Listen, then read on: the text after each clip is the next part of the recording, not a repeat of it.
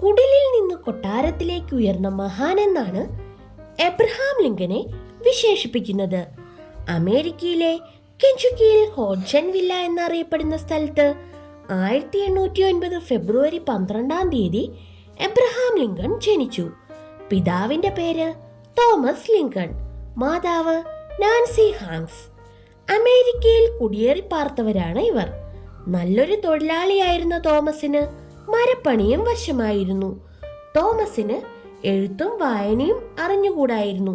എന്നാൽ നാൻസിക്ക് വിദ്യാഭ്യാസമുണ്ടായിരുന്നു. വിവാഹശേഷം നാൻസിയാണ് ഭർത്താവിനെ അക്ഷരത്തിന്റെ മഹത്വം എന്താണെന്ന് അറിയിച്ചത്. ആ ദമ്പതികൾക്ക് 3 കുട്ടികൾ ജനിച്ചു. മൂത്തത് പെൺകുട്ടി സാറ, രണ്ടാമത്തേത് ആൺകുട്ടി കഥാനായകനായ എബ്രഹാം ലിങ്കൺ. മൂന്നാമത്തെ കുട്ടി ശിശുവായിരുന്നപ്പോൾ തന്നെ മരിച്ചു. എബ്രഹാം ലിങ്കൺ ജനിച്ചത് ഒരു മുറി മാത്രമുള്ള ഒരു ചെറുകുടിലിൽ കെഞ്ചുക്കി എന്ന സ്ഥലത്തെ ജീവിതം മടുത്ത തോമസ് ഇന്ത്യാനയിലേക്ക് താമസം മാറി. തൽക്കാലം താമസിക്കാൻ അവിടെ ഒരു ചെറ്റപ്പുര പണിതു. ഈ ചെറ്റക്കുടിലിൽ മഴക്കാലത്ത് ജീവിക്കാൻ പ്രയാസമായിരുന്നു. മഴക്കാലം കഴിയുമ്പോൾ പിതാവും മകനും കൂടി മരം കൊണ്ടുള്ള ഒരു വീട് നിർമ്മിച്ചു. അന്ന് എബ്രഹാം ലിങ്കന് 8 വയസ്സായിരുന്നു. പിതാവ് വേട്ടയാടി പിടിച്ചുകൊണ്ടുവരുന്ന കാട്ടുജന്തുക്കളുടെ ഇറച്ചിയായിരുന്നു പ്രധാന ആഹാരം. അവയുടെ തോൽ വസ്ത്രമാക്കി ഉപയോഗിച്ചു. ഒരിക്കൽ ലിങ്കൺ ആഹാരത്തിനു വേണ്ടി ഒരു കാട്ടുകോഴിയെ വെടിവെച്ചിട്ടു. വെടികൊണ്ടപ്പോൾ കോഴി കാണിച്ച മരണവെപ്രാളം ലിങ്കനെ വേദനിപ്പിച്ചു. കുട്ടിക്കാലത്തു തന്നെ അന്യന്റെ വേദന സഹിക്കാൻ കഴിയാത്ത ലോല മനസ്സായിരുന്നു ലിങ്കന്റേതെന്ന് ഈ സംഭവം തെളിയിക്കുന്നു. കുട്ടിക്കാലത്ത് പിതാവിനോടൊപ്പം ലിങ്കൺ കഠിനമായി അധ്വാനിച്ചു. സന്ധ്യയ്ക്ക് ജോലി കഴിഞ്ഞ് വീട്ടിലെത്തിയാൽ പഠിത്തം തുടങ്ങുകയായി. അന്ന് വിളക്ക് പോലും ഇല്ലായിരുന്നു. അടുപ്പിൽ കത്തുന്ന തീയുടെ വെളിച്ചത്തിൽ കമിഴ്ന്നു കിടന്ന് ഏകാഗ്രമായ മനസ്സോടെ വായനയിലും എഴുത്തിലും മുഴുകി. പലകയായിരുന്നു ലിങ്കന്റെ സ്ലേറ്റ്. അടുപ്പിൽ നിന്ന് കിട്ടുന്ന നീളമുള്ള കരിക്കഷ്ണമായിരുന്നു പെൻസിൽ. കരി കൊണ്ട് പലകയിൽ എഴുതി അക്ഷരങ്ങൾ പഠിച്ചു. കൂട്ടലും കിഴിക്കലും ഗുണിക്കലും ഹരിക്കലും പഠിച്ചു. എഴുതിയത് മായ്ച്ചു കളഞ്ഞ് വീണ്ടും എഴുതി. ആധുനിക യുഗത്തിൽ എല്ലാവിധ സൗകര്യങ്ങളോടെ പഠിക്കുന്ന പ്രിയ കുട്ടികളെ, നിങ്ങളൊന്ന് ചിന്തിച്ചു നോക്കൂ. അന്നത്തെ പഠിത്തത്തിന്റെ ബുദ്ധിമുട്ട്. ലിങ്കൺ എന്ന കുട്ടിയുടെ ടീച്ചർ ആരായിരുന്നുവെന്നറിയണ്ടേ? സ്വന്തം അമ്മയായ നാൻസി തന്നെ. അവർ എന്നും സന്ധ്യയ്ക്ക് മകന് പാഠങ്ങൾ പറഞ്ഞുകൊടുത്തു. നല്ല നല്ല കഥകൾ കേൾപ്പിച്ചു. തുടർന്ന് ലിങ്കൺ കിട്ടാവുന്ന പുസ്തകങ്ങളൊക്കെ തേടിപ്പിടിച്ചു വായിച്ചു. തന്റെ അറിവ് വളർത്തി. ഈ കാലഘട്ടത്തിൽ വീട്ടിൽ നിന്നും കുറച്ചകലെ ഒരു അധ്യാപകൻ കുട്ടികളെ പഠിപ്പിക്കാൻ ഒരു സ്കൂൾ തുടങ്ങിയതറിഞ്ഞ നാൻസി മകനെയും മകളെയും അവിടെ പഠിപ്പിക്കാൻ അയച്ചു. രാവിലെ പോയാൽ പഠിത്തം കഴിഞ്ഞ് സന്ധ്യയ്ക്കാണ് മടങ്ങി വരുന്നത്. ഇന്നത്തെ പോലെ വാഹനങ്ങളൊന്നും ഇല്ലാതിരുന്നതുകൊണ്ട് കാൽനടയായിരുന്നു ശരണം. നമ്മുടെ നാട്ടിലെ പഴയ കുടിപ്പള്ളിക്കൂടം തന്നെയായിരുന്നു അത്. അന്ന് പഠിക്കാൻ പോകുന്ന കുട്ടികൾക്ക് കൃത്യമായ നിഷ്ഠയോ സമയമോ ഉണ്ടായിരുന്നില്ല. സ്കൂളിൽ പോയില്ലെങ്കിലും ലിങ്കൺ അമ്മയുടെ സഹായത്തോടെ പഠിത്തം നടത്തുമായിരുന്നു. 7, 14, 17 വയസ്സുകളിൽ 3 തവണയായി ഏകദേശം 1 വർഷക്കാലം മാത്രമാണ് ലിങ്കൺ സ്കൂളിൽ പഠിച്ചത്. എങ്കിലും വിജ്ഞാനദാഹിയായിരുന്നു ലിങ്കൺ. അറിവുള്ളവരോട് കാര്യങ്ങൾ ചോദിച്ചു മനസ്സിലാക്കുമായിരുന്നു. വാഷിംഗ്ടണിന്റെ ജീവചരിത്രമായിരുന്നു ലിങ്കണ് ഏറ്റവും ഇഷ്ടപ്പെട്ട പുസ്തകം. അമേരിക്കയുടെ ആദ്യത്തെ പ്രസിഡന്റായ വാഷിംഗ്ടണിനെ രാഷ്ട്രപിതാവായി അമേരിക്കക്കാർ ആദരിച്ചിരുന്നു. വാഷിംഗ്ടൺ എന്ന പുസ്തകം വായിച്ചിട്ട് വീടിന്റെ തുറസായ സ്ഥലത്ത് വെച്ചിട്ട് ലിങ്കൺ ഉറങ്ങാൻ പോയി. അപ്പോഴാണ് പെട്ടെന്ന് മഴ പെയ്തത്. പുസ്തകം നനഞ്ഞു കുതിർന്നു. ഒരാളിന്റെ കയ്യിൽ നിന്നും കടം വാങ്ങിയതായിരുന്നു പുസ്തകം. നനഞ്ഞു കുതിർന്ന പുസ്തകത്തിനു പകരം പുതിയ പുസ്തകം വാങ്ങി നൽകണം. അതിനാവശ്യമായ പണത്തിനു വേണ്ടി പുസ്തകത്തിന്റെ ഉടമസ്ഥന്റെ വയലിൽ 3 ദിവസം ജോലി ചെയ്തു. അല്പമായി കിട്ടുന്ന അറിവിൽ ലിങ്കൺ തൃപ്തനല്ലായിരുന്നു. ഏതു വിഷയത്തിലുള്ള പുസ്തകമായാലും അദ്ദേഹം ശ്രദ്ധിച്ചു വായിക്കുമായിരുന്നു. ലിങ്കന്റെ അമ്മ പെട്ടെന്ന് രോഗബാധിതയായി അന്തരിച്ചതോടെ ചേച്ചിയായ 17 വയസ്സുള്ള സാറയും 9 വയസ്സുള്ള ലിങ്കനും ചേർന്ന് വീട്ടുകാര്യങ്ങൾ നിയന്ത്രിച്ചു. ഇതിനുള്ള പ്രചോദനം ലഭിച്ചത് അമ്മയിൽ നിന്നു തന്നെയായിരുന്നു. എൻ്റെ എല്ലാ ഉയർച്ചയ്ക്കും കാരണം അമ്മയാണെന്ന് ലിങ്കൻ പറഞ്ഞിട്ടുണ്ട്. കൗമാരപ്രായത്തിൽ ലിങ്കന് അസാമാന്യമായ വളർച്ചയുണ്ടായി. 17 വയസ്സായപ്പോൾ 6 അടി 4 ഇഞ്ച് പൊക്കം. എന്നാൽ ഉയരത്തിനനുസരിച്ച് ശരീരം വളർന്നിരുന്നില്ല. പോഷകമൂല്യമായ ആഹാരങ്ങൾ കഴിക്കാത്തതായിരുന്നു കാരണം. ജോലി ചെയ്യുന്നതിനിടയിൽ കിട്ടുന്ന ഒഴിവ് സമയം പോലും വായനയ്ക്ക് വേണ്ടി ലിങ്കൻ നീക്കിവച്ചിരുന്നു.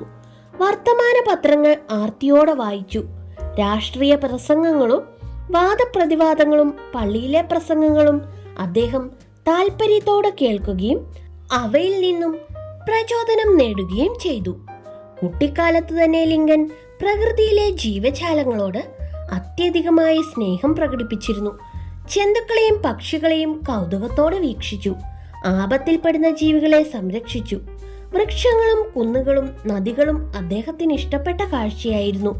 പ്രശസ്തനായ ഒരു വക്കീലിന്റെ വാദം കേൾക്കാൻ 17 മൈൽ നടന്നാണ് അദ്ദേഹം എത്തിയത്. ഒരു കൊലക്കേസ് പ്രതിക്ക് വേണ്ടി വാദിക്കുകയായിരുന്നു വക്കീൽ. വക്കീലിന്റെ പ്രസംഗം ലിങ്കന് നന്നേ ഇഷ്ടപ്പെട്ടു. തനിക്കും ഭാവിയിൽ ഒരു വക്കീലായാൽ എന്തെന്ന ആശയം മനസ്സിൽ രൂപം കൊണ്ടു. അതിനുവേണ്ടി നല്ലൊരു പ്രഭാഷകനാകാൻ വിജനമായ സ്ഥലത്ത് സദസ്സുണ്ടെന്ന സങ്കല്പത്തിൽ പ്രസംഗിക്കാൻ തുടങ്ങി. എബ്രഹാം ലിങ്കണ് 19 വയസ്സായപ്പോൾ സ്വന്തമായി ജീവിതം നയിക്കുന്നതിനു വേണ്ടി തന്റെ സാധനങ്ങൾ ഒരു ഭാണ്ഡത്തിലാക്കി വീട് വിട്ടിറങ്ങി. മഴ മാത്രമായിരുന്നു കയ്യിലുള്ള ആയുധം. വള്ളത്തിൽ ചരക്കുകൾ കയറ്റിക്കൊണ്ടുപോവുക എന്നതായിരുന്നു ആദ്യം കിട്ടിയ ജോലി. ഇവിടെ വെച്ചാണ് അടിമക്കച്ചവടത്തിന്റെ കരളലിയിക്കുന്ന ദൃശ്യം ലിങ്കൻ കണ്ടത്. കന്നുകാലികളെ വിൽക്കുന്നത് പോലെ അടിമകളായ ആണിനെയും പെണ്ണിനെയും വിൽക്കുന്ന ചന്ത. അടിമകളെ പല ആവശ്യങ്ങൾക്കാണ് കന്നുകാലികളെ പോലെ ഉപയോഗിച്ചിരുന്നത്. ഒരാളിന് ആവശ്യം വീട്ടുജോലികൾ ചെയ്യാൻ പറ്റിയ മുതിർന്ന പെൺകുട്ടിയെ ആയിരിക്കും. അതിനു പറ്റിയ രീതിയിലാണോ പെൺകുട്ടിയെന്ന് ടെസ്റ്റ് നടത്തിയ ശേഷമായിരിക്കും പെൺകുട്ടിയെ വില സമ്മതിച്ച് വാങ്ങിക്കുന്നത്. ഇതിനിടയിൽ കന്നുകാലികളെ പോലെ അടിമകളെ ഉടമകൾ മർദ്ദിക്കുന്നതും കാണാം. ഇതൊക്കെ രസത്തോടെ കാണാൻ ആളുകൾ കൂട്ടം കൂടി നിൽക്കും. എന്നാൽ ഈ ദൃശ്യം ആദ്യമായി കണ്ട ലിങ്കന് ഒട്ടും സഹിക്കാൻ കഴിഞ്ഞില്ല. അദ്ദേഹം അവിടെ വെച്ചു തന്നെ മനസ്സിൽ ഇങ്ങനെ പ്രതിജ്ഞയെടുത്തു: എനിക്കൊരവസരം കിട്ടിയാൽ ഞാൻ അടിമ വ്യവസ്ഥ തകർത്തു തരിപ്പണമാക്കും. ഈ പ്രതിജ്ഞ അദ്ദേഹം മനസ്സിൽ ഉറപ്പിച്ചു. വള്ളത്തിൽ ചരക്കുകൾ കൊണ്ടുപോകുന്ന പണിക്ക് ശേഷം ലിങ്കന് സ്റ്റോർ കീപ്പറായി ജോലി കിട്ടി. സാധനങ്ങൾ വാങ്ങാൻ വരുന്നവരോട് വളരെ സ്നേഹത്തോടെ പെരുമാറി. സത്യസന്ധതയും ആത്മാർത്ഥതയും കൈമുതലായ ലിങ്കനെ അവർ സത്യവാനായ എബ് എന്ന് വിളിച്ചു. ആ സ്ഥലത്ത് തെമ്മാടികളായ കുറേ ചെറുപ്പക്കാരും അവർക്ക് ആംസ്ട്രോങ് എന്ന പേരിൽ ഒരു ലീഡറും ഉണ്ടായിരുന്നു. ലിങ്കനേക്കാൾ ശക്തനാണ് തങ്ങളുടെ നേതാവെന്ന് അവർ വീമ്പിളക്കി. പരിണിത ഫലമായി ലിങ്കനും ആംസ്ട്രോങ്ങും തമ്മിൽ ഗുസ്തി പിടിക്കേണ്ടി വന്നു. ഗുസ്തിയിൽ പരാജയപ്പെട്ട ആംസ്ട്രോങ് ലിങ്കൻ ആ പ്രദേശത്തെ ഏറ്റവും നല്ല അഭ്യാസിയാണെന്ന് സമ്മതിച്ചു. സത്യസന്ധത കാരണമാകാം നഷ്ടത്തിൽ കലാശിച്ച സ്റ്റോർ പൂട്ടിയതിനെ തുടർന്ന് കുറെ നാൾ ലിങ്കൻ പോസ്റ്റ് മാസ്റ്ററായി ജോലി നോക്കി. ഇവിടെ നിന്നും കിട്ടിയ ശമ്പളത്തിൽ ഒരു ഭാഗം പുസ്തകം വാങ്ങാൻ വേണ്ടി നീക്കിവെച്ചു. നിയമപഠനം, രാഷ്ട്രീയം എന്നിവയിൽ അഭിരുചി തോന്നി. പൊതുയോഗങ്ങളിൽ പങ്കെടുത്തു. നല്ലൊരു പ്രഭാഷകൻ എന്ന ഖ്യാതി നേടി. ഗവർണർ രൂപീകരിച്ച രക്ഷാസംഘത്തിന്റെ ക്യാപ്റ്റനായി. തുടർന്ന് വക്കീലായ ലിങ്കൻ വളരെ പെട്ടെന്ന് തന്നെ നല്ലൊരു അഭിഭാഷകൻ എന്നും പ്രശസ്തി നേടി. പ്രതിഫലം പ്രതീക്ഷിക്കാതെ പാവപ്പെട്ടവർക്ക് നിയമസഹായം നൽകി. വക്കീൽ എന്ന നിലയിൽ പല സ്ഥലങ്ങളിലും പോകാൻ കിട്ടിയ അവസരങ്ങളിൽ ആ പ്രദേശത്തെ ജനങ്ങളുമായി ഇടപഴകാൻ ലിങ്കന് അവസരങ്ങൾ ലഭിച്ചു. ജനപ്രീതി നാൾക്ക് നാൾ വർദ്ധിച്ചു. സ്റ്റോർ നടത്തിക്കൊണ്ടിരുന്ന കാലത്ത് ലിങ്കൻ സംസ്ഥാന നിയമസഭയിലേക്ക് മത്സരിച്ചെങ്കിലും പരാജയപ്പെട്ടു. 25-ാം വയസ്സിൽ വീണ്ടും മത്സരിക്കുകയും ജയിക്കുകയും ചെയ്തു. തുടർന്ന് 8 വർഷം സംസ്ഥാന നിയമസഭാംഗമായി സേവനമനുഷ്ഠിച്ചു. അദ്ദേഹത്തിന്റെ പരിശ്രമ ഫലമായി സ്പ്രിംഗ്ഫീൽഡ് ഇല്ലിനോയുടെ തലസ്ഥാനമായി മാറി. ഇവിടെ വച്ചാണ് അദ്ദേഹത്തിന്റെ ജീവിതത്തിന്റെ വഴിത്തിരിവ് ആരംഭിച്ചത്. അമേരിക്കയിലെ എല്ലാ അടിമകളെയും ഒരു സുപ്രഭാതത്തിൽ സ്വതന്ത്രമാക്കാമെന്ന വ്യാമോഹം ലിങ്കനുണ്ടായിരുന്നില്ല. എന്നാൽ അടിമ വ്യവസ്ഥ തെറ്റാണെന്ന് അദ്ദേഹം ദൃഢമായി വിശ്വസിച്ചതിന് കാരണം മുൻപ് സൂചിപ്പിച്ചിരുന്നുവല്ലോ. ഈ സന്ദർഭത്തിൽ അടിമ വ്യവസ്ഥയെ അനുകൂലിക്കുന്ന ഒരു എതിരാളിയും അദ്ദേഹത്തിനുണ്ടായി, അമേരിക്കൻ പ്രസിഡന്റ് മോഹിയായ ഡഗ്ലസ്. അടിമത്തത്തിനെതിരായി ലിങ്കൻ നാടുനീളെ നടത്തിയ പ്രഭാഷണങ്ങൾ ലിങ്കന്റെ ജീവിതത്തിലെ മറ്റൊരു വഴിത്തിരിവായി മാറി. അദ്ദേഹം അമേരിക്കയിലെങ്ങും അറിയപ്പെട്ടു. ധാരാളം പേർ ലിങ്കന്റെ റിപ്പബ്ലിക്കൻ പാർട്ടിയിൽ ചേർന്ന് അടിമത്തം അമേരിക്കയിൽ അവസാനിപ്പിക്കുമെന്ന പ്രതിജ്ഞയെടുത്തു. അതിന്റെ പരിണിത ഫലമായി 1860 നവംബറിൽ എബ്രഹാം ലിങ്കൺ അമേരിക്കൻ പ്രസിഡന്റായി തിരഞ്ഞെടുക്കപ്പെട്ടു. 1861 ഫെബ്രുവരി 11 വൈറ്റ് ഹൗസിലെത്തി പ്രസിഡന്റായി അധികാരമേറ്റു. ഗുണികൾ ഊഴിയിൽ നീണ്ടുവാഴ എന്ന് കവി പാടിയതുപോലെ 4 വർഷം പോലും തികച്ചു ഭരിക്കുന്നതിനു മുൻപ് ഘാതകന്റെ വെടിയുണ്ടക്കിരയായി എബ്രഹാം ലിങ്കൺ ഈ ലോകത്തോട് വിട പറഞ്ഞു.